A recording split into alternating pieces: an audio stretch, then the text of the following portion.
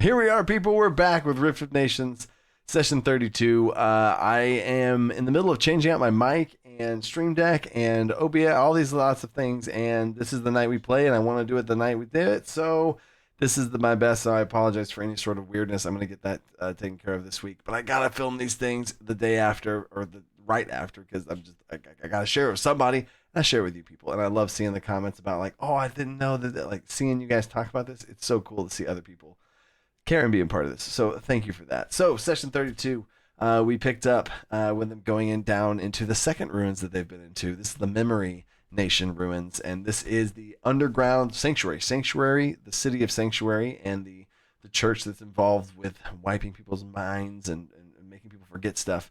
Was built on top of the ancient ruins of the Memory Nation. So that was a great place for the white dragon to be kept and the dream crystal, or sorry, not dream crystal, the memory crystal that's holding all these memories to be kept. Their mission: shatter the memory crystal and give everybody their memories back in the entire world. That's crazy.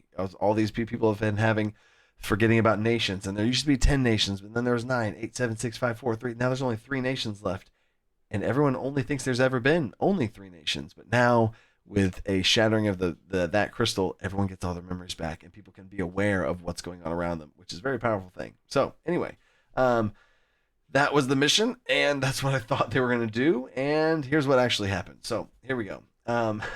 They go down into the ruins, and I had a little RP moment where they had a flashback into someone else's mind that was in the middle of this room. So there was 10 people sitting around a table. There were the 10 members of the ancient nations. Each of the players got put into one of those bodies, and they were a part of the conversation that happened back then, whenever the nations were betrayed way back in the day. So it was interesting to see them be able to, I gave them little index cards, role play another character and be in the body of another character to have to see like what they could do, even though it was a dream. So it was a cool way to lore dump and hint at some things that I foreshadowed at the very end, to foreshadow things that happened at the end, because one of the characters in that dream was the character that showed up at the very end of the session, so that was cool. And then they traveled down and they had to make a choice. Do we go save the dragon first, or do we go to the memory crystal first? Which one, right? So they went to the memory crystal one first, and they made their choice. They go down there, and how I had ruled it as a dungeon master is they have been going and going and going and going, no rests, and whichever one they went to first, they would automatically be able to accomplish. Cool. And the other one would be made more difficult. So do you want to save the dragon and get the dragon and have all that? Or do you want to get the crystal done? So they chose crystal. They did not know this. I did not tell them that. They went and got the crystal. They shattered the crystal. And now, again, I'm fast forwarding through some things here, but you get the idea. They shattered the crystal. They came back and they bolted to get to the other one to save the dragon. And how I had it worked as a dungeon master is the fight would happen in whichever one they didn't go to. So if they chose this way, the fight's going to happen here. If they chose this way, the fight's going to happen here. It's the same fight, but just happening in different places with a little bit of tweaks and changes mechanically based on which one they went to, right? So the fight was 2 ascended ones, which are these memory, possession magic, illusion magic, all that kind of stuff for these 2 ascended ones. And they had a trick up their sleeve. They had a special secret enemy that also added into the mix. A Warforged. This is the first time they've fought against a Warforged. It was the Grasslands Nation's Warforged that has been taken and turned against them. So they fought a Warforged, a full-powered Warforged, which was pretty cool as well. So it was 3 versus 5 players. The long story short of it was one of the players couldn't make the session. Odin was not able to make the session. So I had some fun, and in a possession fight where I had already mechanics for one of the people to possess the players, I just kept possessing Odin, and it was a great time. So he just kept attacking them almost the entire time, and so that worked out great. Good little on the fly adjustment type thing that worked out thematically and in real life. So one of the at the top of the round that everybody would roll an intelligence saving throw. Anyone failed would be the target of this person acting through them.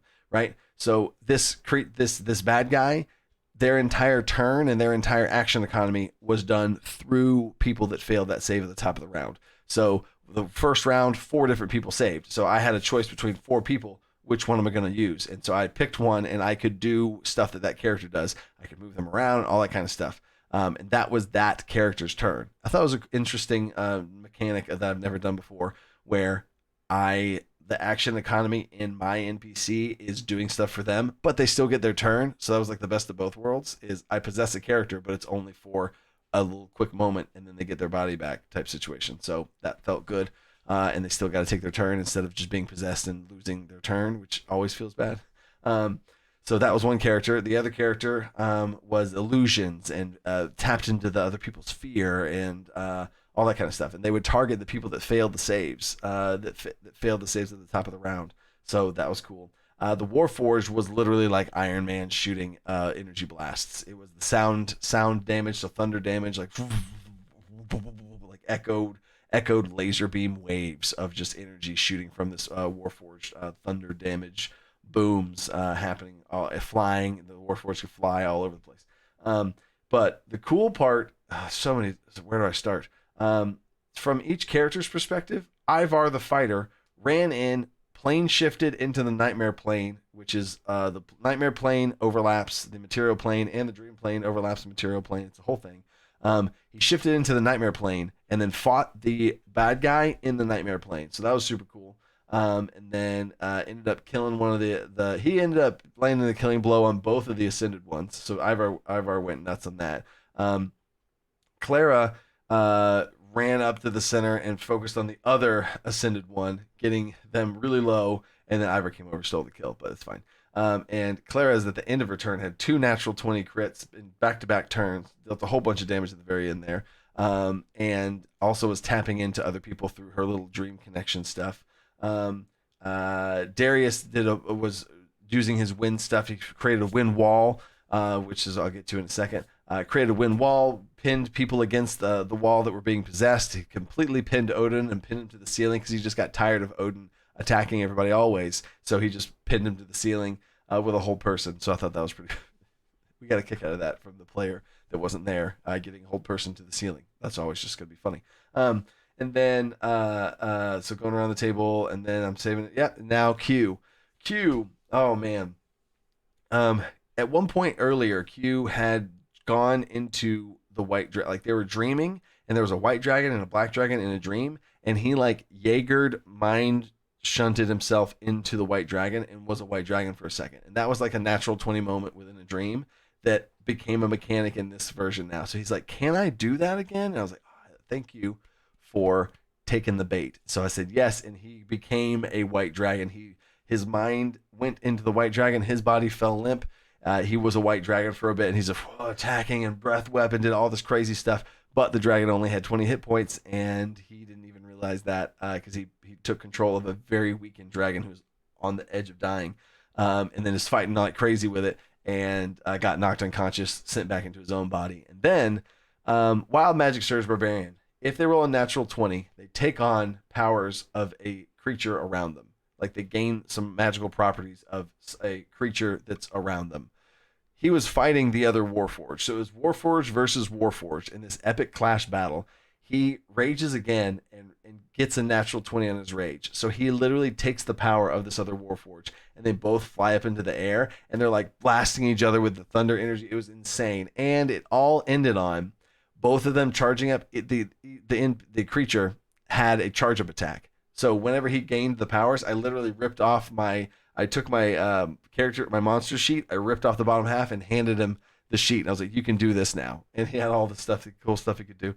But they literally did the same thing to each other. And they're both charging their chest cannon, thunder blaster situation from this Warforged crazy power stuff. And then everybody else had their turn, and it all came down to this. So how I did it is I had both of them roll damage for the maximum amount of damage they could possibly put into it. 2 attack rolls, the Bane chest cannon, it was 8d6 worth of damage added into this thing. So I said, here's how we're going to do this. I'm going to roll my damage. You're going to roll your damage first. We're going to add that together. Whoever loses this spell contest, this it's like the counterspell video I've done on my main channel.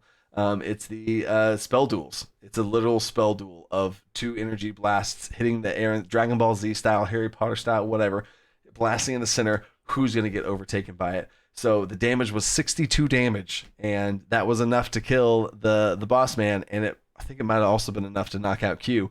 So whoever wins. I set up the hype rolls and everything, and he beats them and blasts them out of the picture, hits the ground, boom, they win.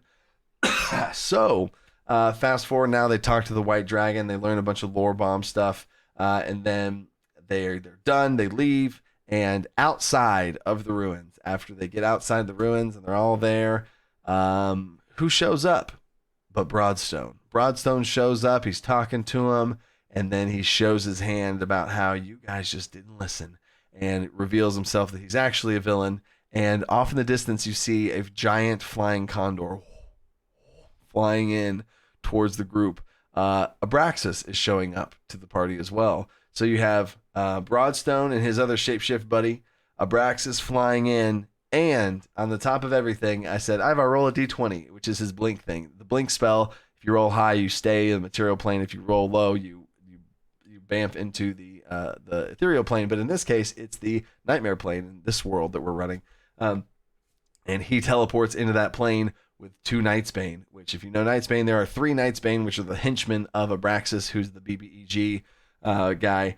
They've killed one of them. There's 2 left. So Ivar, to set the stage for next session, Ivar is in the nightmare plane with the 2 grabbed by the scruff against the 2 Nightsbane, point blank. Abraxas is flying in, and Broadstone and his right-hand man are squaring off against them. So it's going to be the biggest session combat-wise ever.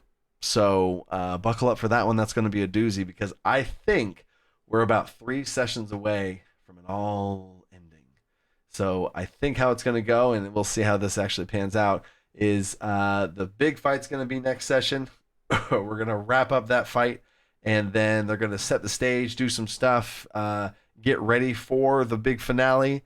The second to last session will be going there, setting everything up, probably ending on a cliffhanger, and then the big finale, big final session. So that's what I think is going to happen. We'll see what actually happens, because who knows. But stay creative. Think outside the box. Peace.